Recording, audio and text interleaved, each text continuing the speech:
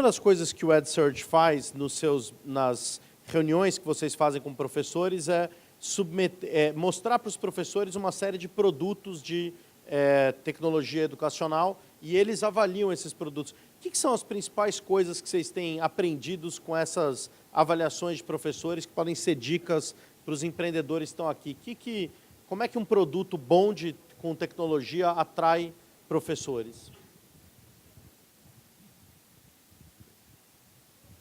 Thanks. So just a little bit more background about the events that we hold.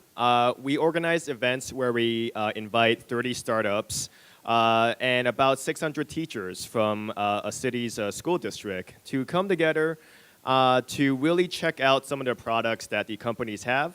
And we try to present this event in a way where it's not like a marketing kind of event, but it's really an opportunity for the teachers to provide some feedback on some of the tools that they are trying out. And so I think one of the problems that I think that I see a lot in ed tech is that everyone thinks they know about education because they've all had some experience to some extent. And so they end up building these products based on their displeasure or based on their experience. But given how fast technology is changing, I think that every generation of teachers and even students have different expectations. So it's always one of the reasons we put these events together is for these entrepreneurs to test their assumptions about their products. And what we found is that some of the most positive feedback are for tools that are actually very simple to use. And so, for example, there's a company called Remind 101 that basically offers an SMS feature that allows teachers to send reminders to parents and to students to do their homework or to study. You know, a very simple technology, but it's something that teachers easily understand and can easily apply to their practice. And so another very popular tool is what Google is doing with their apps for education. So basically like Google Docs, Google Word, Google Spreadsheets, basically productivity tools, right? That's very similar to Microsoft Office, but which Google offers online and for free. And so I would say that most of the problems that these entrepreneurs are trying to solve, these are problems that they actually seem quite simple when you think about it, and they're not as complicated as I think some entrepreneurs try to make them seem. Obrigado. E Peter, você falou dos 3 E's, né, de entretenimento, educação e empreendedorismo.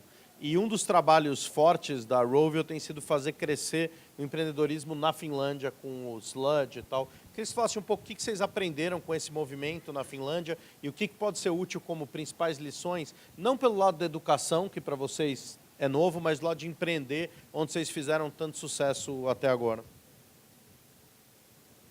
Yeah, so I think that what we've seen in Finland has actually been kind of like a cultural revolution, if you will. I did a presentation in 2007 about entrepreneurship to 600 students at the Aalto University in Helsinki, and then I asked the students, okay, how many of you guys are going to start your own company, when you finish your studies or even before? And only 3 hands went up, which was like disaster. I mean, 600 students and only 3 were going to start their own company. So after that, we started an event called Slush. So it's, slush is this like snowy kind of substance that you have in the streets of Helsinki in the winter. So it's, cold, dark slush on the ground. So it's not the Silicon Valley. And the whole point with Slush was not to create like another wannabe Silicon Valley event, but actually we created an event for for entrepreneurs, by entrepreneurs, for startups, by startups. So it's something that then the first year we had 300 people, and then now 5 years later we had 6,000. So it's one of the biggest, if not the biggest, like startup festivals on the planet. And that event actually acted as a catalyst. So then it led to the foundation of many of these entrepreneurship societies at the local universities. It led to the formation of many incubators, like the Startup Sauna, which is one of the most well-known in the region. And then, I did a similar presentation again to Aalto University students end of last year. and I asked the same question, and this time way over half of the hands went up when I asked how many students will start their own company. So in just 5-6 years, totally transformed the mindset, and I think that a lot of it has had to do with the success that Rovio has had, Supercell, a lot of companies in mobile gaming, but also in other areas. So I think that it's very, very important to take a very systemic approach. So we set very high ambition that we wanted to create the best startup ecosystem on the planet. So not just copy the Silicon Valley, but do our own thing that is different and better. And then, of course, Helsinki happens to be ideally situated. If you look at geography, we're right there in the middle of Europe and Asia. So it's kind of like the startup capital of Eurasia, if you will. So it kind of helps that it's very, very easy. But anyway, I think that it's all to do with the mindset and to really foster and get more entrepreneurship going. It's great if you have role models, you celebrate that success, because then if we can do it, then anybody can do it. So it's again that kind of spirit that we wanted to get going. That if these 3 students can start Rovio, then why couldn't some other students do the same?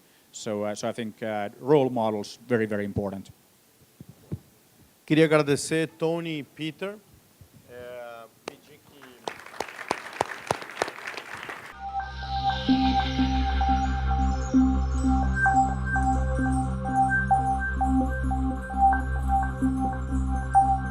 que